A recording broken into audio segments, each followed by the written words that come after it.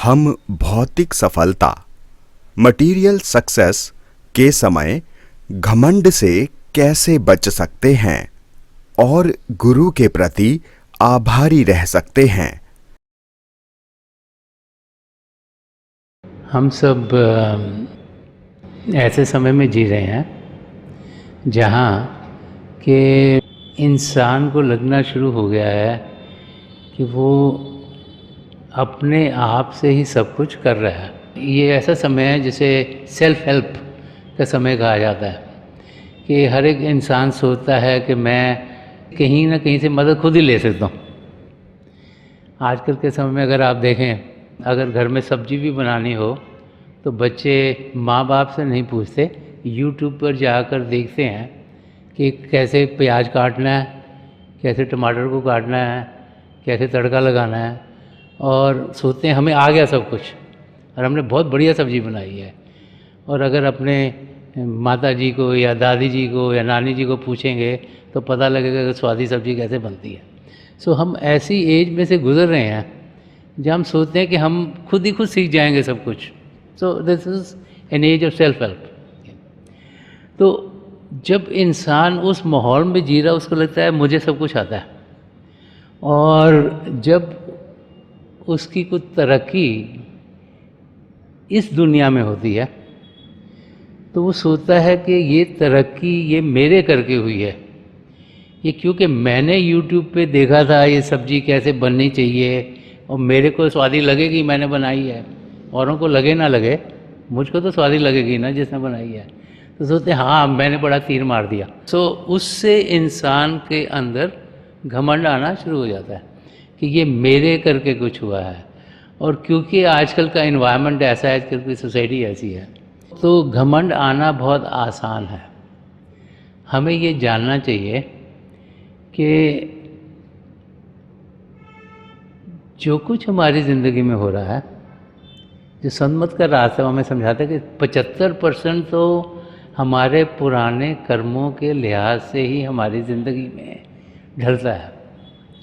तो main portion 3/4 तो जो भी हो रहा है वो तो हमारे पुराने कर्म कैसे थे। जब जब हम पहले मानव चोले में आए, हमने क्या सोचा, क्या बोला, क्या किया, उसके कारण हमारे कर्म बने, संचित कर्म। उनमें से जो हिस्सा इस ज़िंदगी में गुजारना है, प्रलभ कर्म, वो 75% ज़िंदगी में है। बट प्रभु ने 25% हमें फ्री विल दी है कि हम क्या करना चाहते हैं। प्रभु भी देखना चाहते हैं कि हम किस ओर बढ़ना चाहते हैं। क्या हम में कोई लगन है प्रभु को पाने की, कि हम सिर्फ इस दुनिया की चीज़ों को ही पाने की कोशिश करते हैं। तो जब ध्यान बाहर की दुनिया में होता है तो लगता है कि बाहर की दुनिया में अगर कुछ मिलेगा तो वही सही सफलता है, तो इंसान उस ओर बढ़ता है। और जब बाहर की चीज़ें उसे मिलनी शुरू होती हैं तो इंसान की हमें ईगो बढ़नी शुरू हो जाती है, और जब ईगो बढ़ती है तभी इंसान के अंदर घमंड आना शुरू होता है। तो ये सब कनेक्टेड हैं। जितना ज़्यादा ध्यान बाहर की दुनिया में करेगा और सोचेंगे कि बाहर की चीज़ें हमें चाहिए, और जितनी अगर मिलती जाएंगी हमें, उतना ही हमारा घमंड बढ़ता चल जाएगा, और उतना ही हम देखेंगे कि हम ज़िंदगी ऐसे जी रहे हैं जैसे सब कुछ हमारे करके हो रहा है। जब ध्यान हम असलियत की ओर करते हैं, और जब हमें ये समझ में आ जाए कि अगर पत्ता भी हिलता है तो प्रभु की रज़ा में हिलता है, कि सृष्टि में जो कुछ हो रहा है वो प्रभु की रज़ा में हो रहा है। ठीक है, उन्होंने हमें लॉन्ग रोप दे दी है कि 25% हम जो मर्जी करें, लेकिन वो भी उनकी नॉलेज में है। और ये जाने कि उनकी दया करके ही हम कुछ कमा सकते हैं, किसी पद पे पहुंच सकते हैं, कोई मटेरियलिस्टिक गेन कर सकते हैं, तो तब हम देखेंगे कि हमारे अंदर घमंड नहीं होगा, लेकिन हमारे अंदर शुक्राने हैं कि लफ्ज़ निकलने शुरू होंगे। तो इंसान को समझना चाहिए कि ये सृष्टि प्रभु ने रची है। प्रभु हम सब के भीतर, हमसे अलग नहीं, वो चाहते हैं कि हम 84 लाख जियाजन से छुटकारा पाएं। वो चाहते हैं हम प्रभु से प्रेम करें। वो चाहते हैं कि इस मानव चोले में होते हुए, क्योंकि इस चोले में उन्होंने सब पदार्थ दिए हैं जिनके ज़रिए हम प्रभु को जान सकते हैं, उनको पहचान सकते हैं, तो पिता परमेश्वर चाहते हैं कि हम उनसे प्रेम करें, हम प्रेम के ज़रिए अपनी रूह को उड़ान दे पाएँ, अंदर के मंडलों में बढ़ें और इसी ज़िंदगी में अपनी आत्मा का मिलाप परमात्मा से कराएं। तो प्रभु ने इसीलिए 25% फ्री विल दी है कि हम अपना ध्यान बाहर की दुनिया में नहीं, लेकिन अंदर की दुनिया में करें। और जब अंदर की दुनिया में करेंगे तो अंदर की दुनिया तो हार्मनी की दुनिया है, अंदर की दुनिया आनंद की दुनिया है, अंदर की दुनिया खुशियों की दुनिया है, अंदर की दुनिया आत्मा का परमात्मा से मिलाप होने की दुनिया है।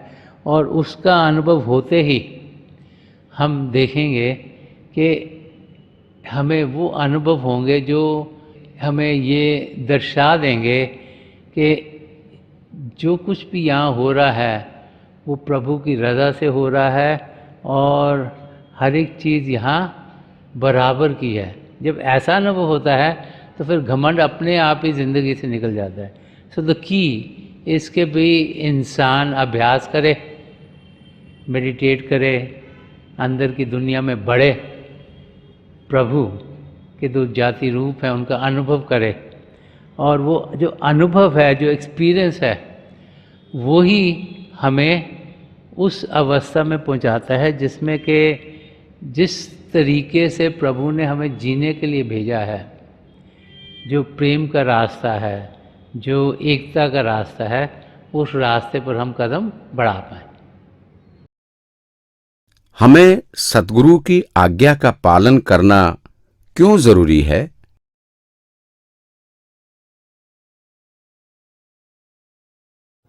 अगर हमने अपने सद्गुरु से कुछ डिसीजन मेकिंग के लिए कुछ पूछना है तो फिर जो वो सलाह दें उसे हमें अपनी ज़िंदगी में ढालनी चाहिए, क्योंकि उनके ज़रिए हमारी तरफ वही आएगा जो हमारे लिए बेहतर होगा। चाहे हमें उस समय समझ में आए कि ना आए वो बेहतर है कि नहीं, लॉन्ग टर्म में जो जो हमारे लिए बेहतर होगा वही डायरेक्शन उनकी ज़रिए हमें मिलेगी। क्योंकि हम थोड़ी समझ के हैं, सोचते हैं कि बहुत समझ के हैं, तो हम हर एक चीज़ को अपनी समझ के लिहाज से ही समझने की कोशिश करते हैं। हमें मालूम नहीं हमारे पीछे क्या था, आगे क्या होने वाला है, लेकिन हमारे सद्गुरु वो सब जानते हैं और इसीलिए हमें समझाते हैं कि किस तरीके का रास्ता हमें अपनाना है। आजकल हर व्यक्ति में इतना तनाव क्यों है? आजकल सोसाइटी कुछ ऐसी है कि लगता है कि हर एक की ज़िंदगी में तनाव, स्ट्रेस और स्ट्रेन बढ़ता चला जाता है। अगर आज हम अपने आप को देखें तो हम ऐसे टाइम्स में जी रहे हैं जबकि हमारे सामने बहुत सी चीज़ें हैं, तरह तरह की नई इन्वेंशंस, तरह तरह की चीज़ें जो पहले नहीं थी। कम्युनिकेशन इतनी बढ़ गई है कि हम कहीं भी दुनिया में बैठे हों किसी और से बात कर सकते हैं, देख सकते हैं वहाँ क्या हो रहा है। तो जो हमारा दिमाग है वो तो उतना ही है जितना कि 100 साल पहले लोगों का होता था, या 200 साल पहले होता था, या 400 साल पहले होता था।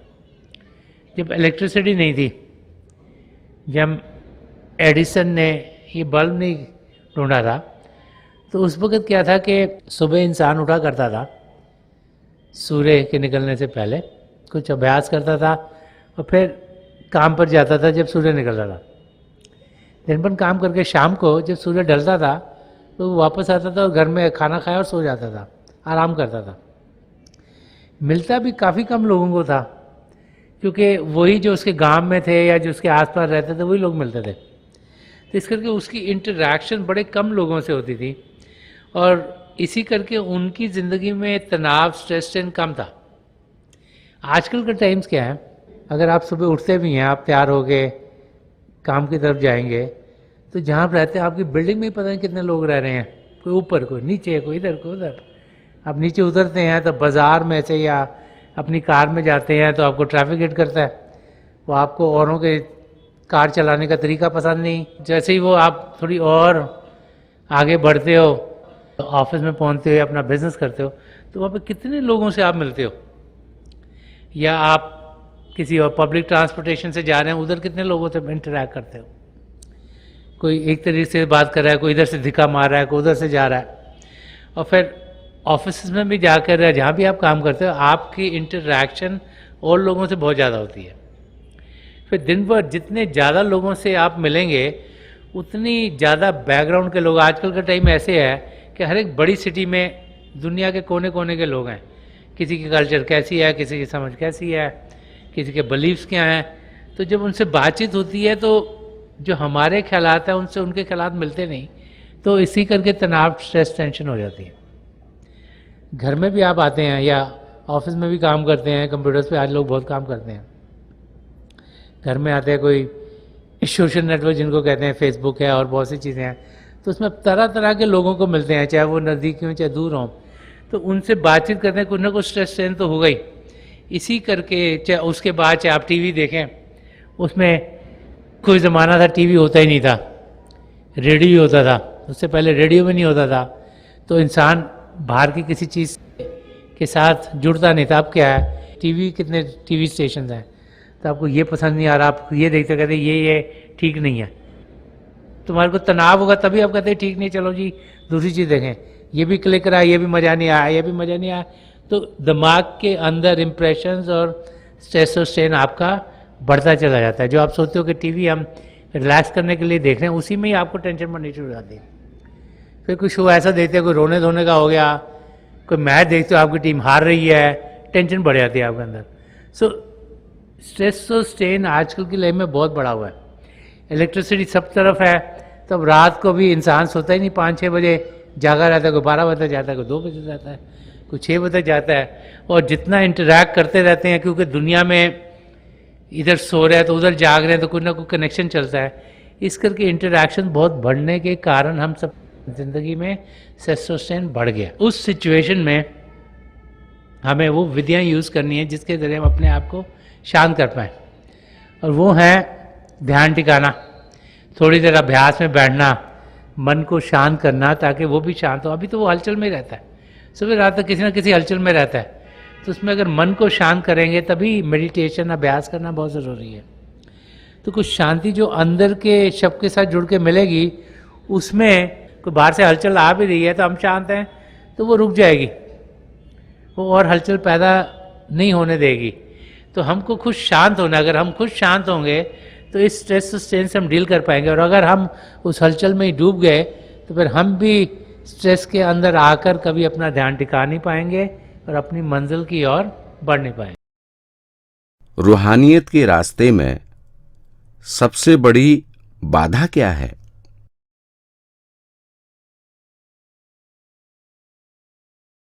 रूहानियत का रास्ता प्रेम का रास्ता है, वो रास्ता जिसके ज़रिए हम अपने आप को सही रूप में जान सकते हैं और पिता परमेश्वर को पा सकते हैं। तो रूहानियत का रास्ता सच्चाई को जानने का रास्ता है, और सबसे बड़ा बाधा हमें अपने आप को जानने में और पिता परमेश्वर को पाने में, सच्चाई का अनुभव करने में हमारा मन है। मन नहीं चाहता कि हम असलियत को जानें, मन चाहता है कि हमारा असली रूप छुपा रहे। मन नहीं चाहता कि हम अपने आप को आत्मिक रूप में जानें। उसकी यही कोशिश होती है कि हम अपने आप को सिर्फ बाहरी रूप में ही जानते रहें। तो मन बहुत तरीक़ों से हमें अपनी मंजिल से परे करने की कोशिश करता है। तो हमने मन को काबू करना है। एक किसी महापुरुष ने कहा कि मन के हारे हार है, मन के जीते जीत। अगर हमने अपनी ज़िंदगी मन की खींच में ही गुजार दी तो फिर कुछ भी पाए बगैर हम इस धरती से चल बसेंगे। तो हमें मन को शांत करना है, मन को काबू में करना है, और मन को काबू में करने के लिए हम सिमरन करते हैं। तो जो सबसे बड़ा बाधा है मन का, उसको शांत किया जा सकता है। उसका तरीका महापुरुषों ने यही बताया है कि हम मन ही मन प्रभु के नाम का जाप करें ताकि मन प्रभु की ओर लगा रहे। तो सबसे बड़ा बाधा मन है, और मन को काबू करना, मन को शांत करना बहुत ही ज़रूरी है। तभी हमारी तरक्की रूहानियत के रास्ते पर हो सकेगी। इंसान अपनी प्रगति स्पिरिचुअल पथ पर कैसे माप गेज सकता है? अपनी तरक्की रूहानी रास्ते पर मापना कोई बहुत आसान नहीं है। चंद चीज़ें हैं जो हम अपनी ज़िंदगी में देख सकते हैं। वो भाई बहन जो भजन अभ्यास करते हैं, रूहानी रास्ते पर चलते हैं, बाकायदगी से करते हैं, उनकी ज़िंदगी शांत होनी शुरू हो जाती है। समय के साथ साथ उनके अंदर जो क्रोध है वो कम होगा।